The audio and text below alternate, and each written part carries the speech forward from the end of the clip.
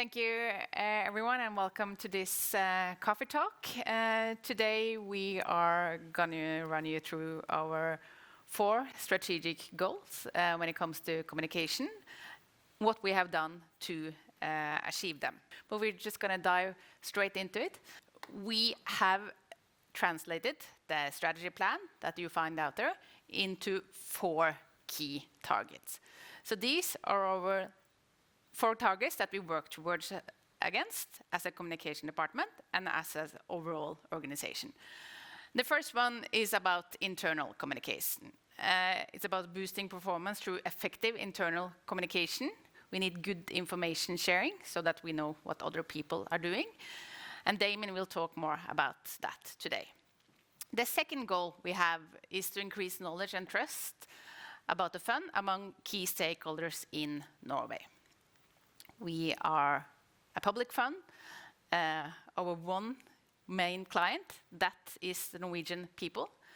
And that is the client we need to communicate with. Then the third goal is to position the fund as a preferred employer among students and young professionals. And that goal we did not have in previous years. It's something we have worked a lot towards to achieve, both to get the best employees in here, but also to increase the knowledge among younger stakeholders, which we see have, in general, lower knowledge about finance and about the fund. And then our 4th goal is about the markets out there. It's about strengthening understanding of the fund's role as a financial and responsible investor abroad. We'll talk about which key markets we operate in and talk to and how we focus in here. And it's maybe more important than ever that how we operate and what we're doing is understood in the market, and that they understand that we are a financial investor, but we need to operate in a responsible manner. So boosting performance through effective internal communication might sound like a bit of a stretch to some of you, but there's loads of research out there showing that companies that communicate well have better performance, higher engagement, lower turnover, execute projects better, and just about every other indicator you can think of. So how do we do that? We're trying to find a balance between face-to-face communication, our digital tools, and our events. So whenever we have a few new ideas and so on, but we always try to come back to this balance because we think it's sort of the best way to build trust, build connections, and get communication flowing quickly. And all those things rely on you. So we see NBIM employees at the center of the strategy. And that's really because when you think about our workforce, right, highly educated people, all online and dispersed across several offices, probably the least efficient thing you could do is put someone in head office and get them to put all the news out on behalf of the rest of the organization.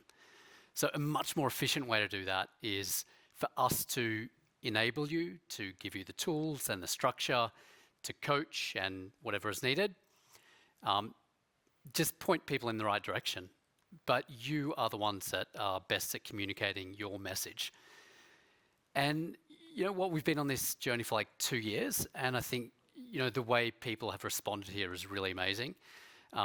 Seeing so many of you getting involved in speaking on the Monday meeting, setting up coffee talks, posting stuff on Yammer, and all sorts. So from email, and when you think, so if you think about like closed and open, say platforms, you've got email and Teams, which work really well for us, but they're closed.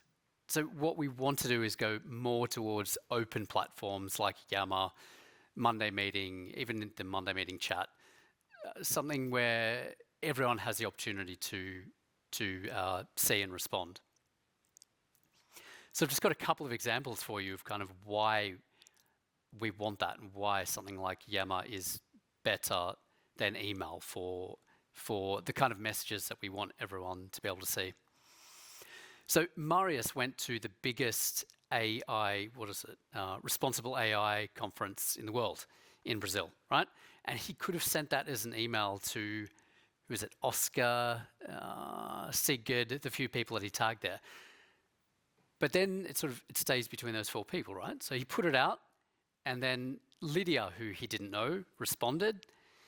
They kind of realized that, they had something in common here, something to discuss, and they set up a meeting, and they've been meeting ever since then to discuss responsible AI and governance and so on. So much better as a post. Daniel could have sent this, in a Teams chat to 12 PMs or something like that, to his team or even to all of EQS. But by putting it out there, then we got to hear the response from active ownership. And this is really key stuff to the future of NBIM, future of finance, really important discussions. And same thing with Björg, right? And this is such an easy win when PMs go away, and we've seen them doing more of this. Instead of putting it on Tamale notes or sharing it with their team, if you go away on a field trip and you learn a lot of stuff, share it with everyone and just put it out there. And then, you'll see that some people that you didn't even know were interested are interested and will react to it. Great, Damien. So then the next goal we are working towards is then towards the key stakeholders in Norway to increase knowledge and trust. And what we see we usually measure our reputation on a biannual basis is that those who know more about us have bigger trust in what we do, and in that way that is super important for us as a public fund. So our strategy is to be transparent and to build knowledge. That is the key to this strategy. And our overall communication goal is to be the most transparent fund in the world.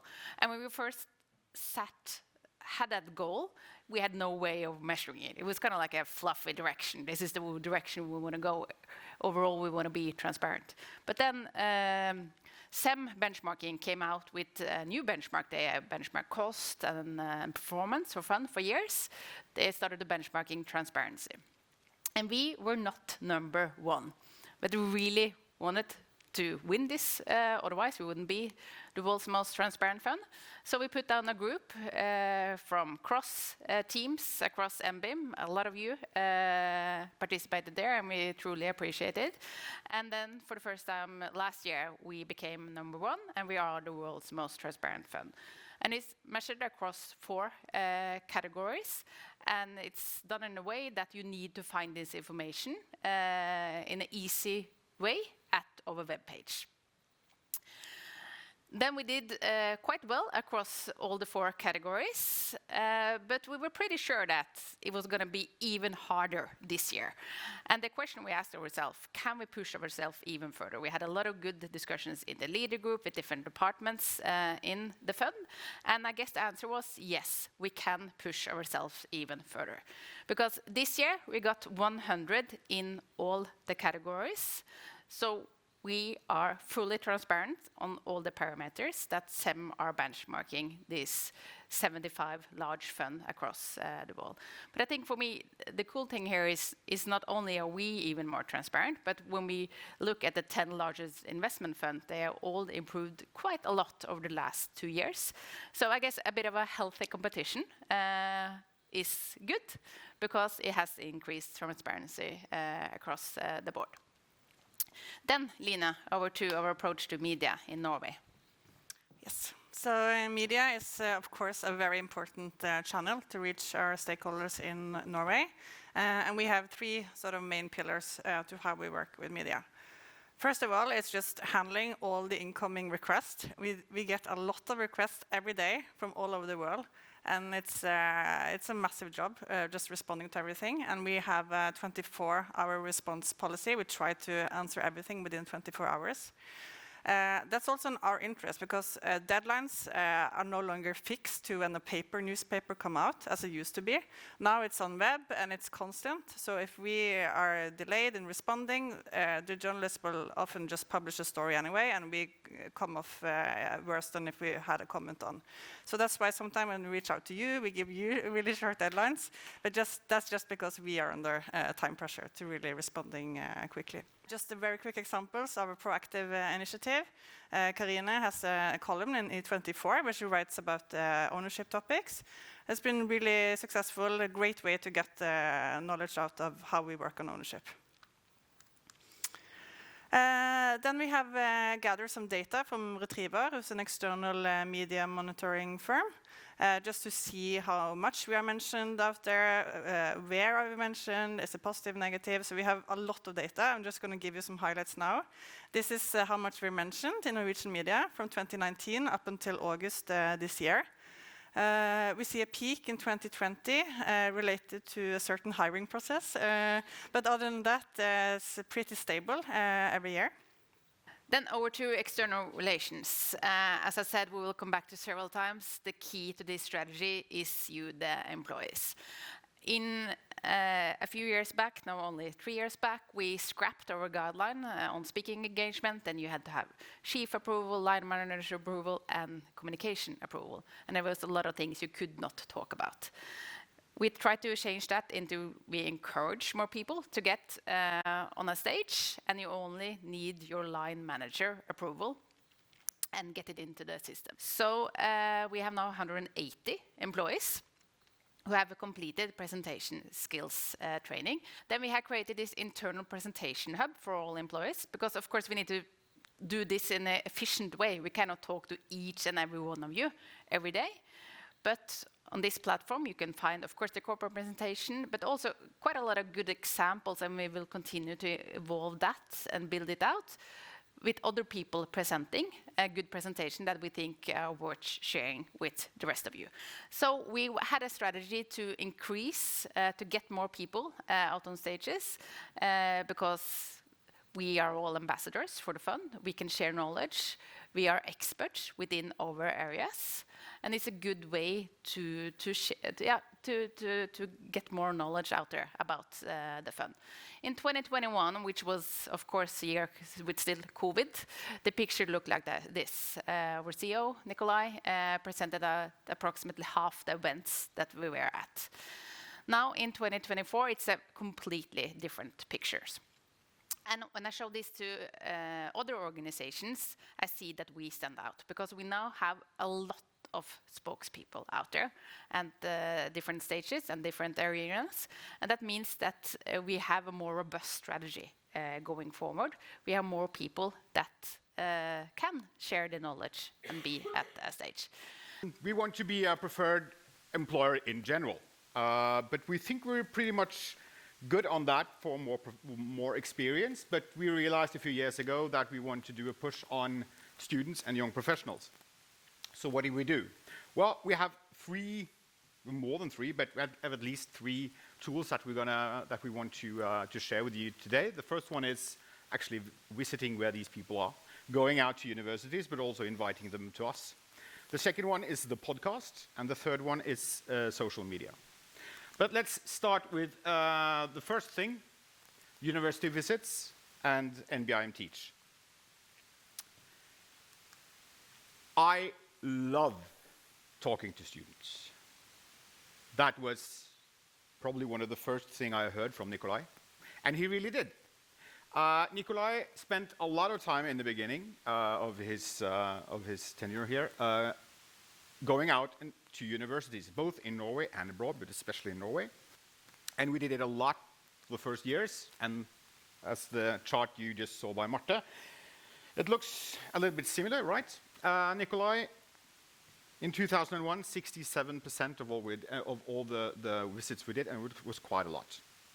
Here we have done a change as well. We want more people to be out there. We have a lot of people who could go back to visit their own schools and talk about the fund. And this is what it looks like. And this is both visiting universities just to talk about the fund, but it's also what I'm gonna touch upon now, NBIM Teach. And what is that? NBIM Teach, I mean, there's been people in the fund going out to schools talking about the fund and what we do for a long time. But NBIM Teach was launched as an initiative a few years ago. And in the beginning, we had a web page where schools could come to us and sort of order your own expert. After a while, we realized that we should just turn that around. The second thing is the podcast. I mean, the podcast wasn't tailor-made for recruitment, right? It was made for something else. But it has grown so big that that is one of the effects we get out of it. And it attracts young people as well. 40% of our listeners are between 18 and 35. So quite a lot of the people who apply for jobs or summer internships here actually caught us sort of by the podcast and started to get interested. That's great. Now, we scroll 90 meters per day. That's what Meta says. That's about as tall as the ATC tower at Oslo Airport. Every single day. I mean, there's a reason why you have a short thumb, I think. In social media, it really is about going into the niche, especially with the young crowd. They use the YouTube things instead of using Google. They TikTok things to know how to make food. They literally use social media for everything. Now, we can tap into that where we can bring value. We don't want to use social media just as a outgoing platform. We want to use it as a two-way communication channel where we can really bring value to people at the other end. And that's what we've done, especially this year with the Summer Interns Takeover, where that's the most productive holiday I've ever had, because that was actually a record-breaking summer where we had some of the best posts, or the best posts that we've actually had ever at NBIM. And we've now, over the course of the last months, also have rolled out the takeover effect into other areas. What we see is that we tend to get the most engagement that we've ever had in that type of area where we have these types of takeovers. So what we really want to do going forward is for us to tap into the takeover space with even more people in the fund, because we see that it has an actual true effect. Now, it's all about who you put in front of the screen. And when you want to reach younger target audience groups, we really want to have someone they can relate to. They want to envision themselves into working at NBIM. So that's especially important for the interns and the graduates, why we really want to push them outwards as well. Now, it's not all coincidental. We actually see a big increase now, especially this is from Norway, but that's also generally across the board. We see a lot of young people coming into LinkedIn. Nikolai obviously staying ahead of the curve by a couple of years, actually. However, we don't really see that NBIM effect going into the followers that we have. So we still have some way to go, and that's why we really want you guys to help us in order to actually bring even more people out there for us to showcase. Now, on Instagram, we predominantly reach Norwegians, so about 50% of the reach is Norwegian, but we also especially see that that's the youngest target groups of the different three main different channels we have, which is LinkedIn, YouTube, and Instagram. Now, over to YouTube, that's where we have actually just 5% of the viewership in Norway, which is quite interesting. 95% international viewers, which is great. We also see, of course, a podcast effect there. But what we really want to tap into now is that we can leverage that into having them view other things than just the podcast as well. Social media is now, that has been a recent development for the fund, however, not really that new for social media in general, but we now see that media and social media is super linked. It also means that in the Strategy 25, we have set out that we want to use social media for two-way communication, and we see that social media is really the way that works. We have great engagements, and we have great questions about our investments as well. So I highly appreciate when you are available for when I have questions coming in, because we see now social media is really also a way to kind of have a good media response as well. That actually gives us some new opportunities. So what we want to do now further is just really taking NBIM Teach and all the great speaking engagements that we have and just leverage that in a totally new, different way where we can make a digital impact as well as the physical one. So we, instead of reaching just 50 people, you can reach 500 people or 5,000, 5 million. You know, there's so much in here, and that's some untapped potential that we really want to highlight in the going forward. This is core, right? This is very core of what we do. So how can we use communications to enhance that work? Okay, the podcast started out as something, and you know, when a snowball starts to roll, you don't really know how big it's going to be, and that's what happened with this.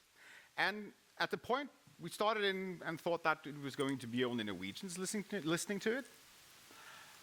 But at some point, we started to conquer the world. So by now, it's 6.3 million downloads in total. But then you think most of it is in Norway, but it's not. It's only 1.7 of them inside this country. So it has really gone global.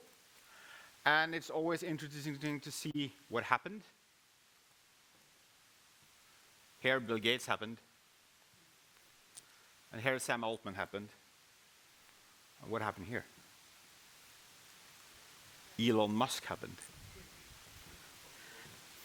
And also the investment conference. But as you can see, we've really gone through the roof in the US, which is interesting. And no one could really have anticipated it.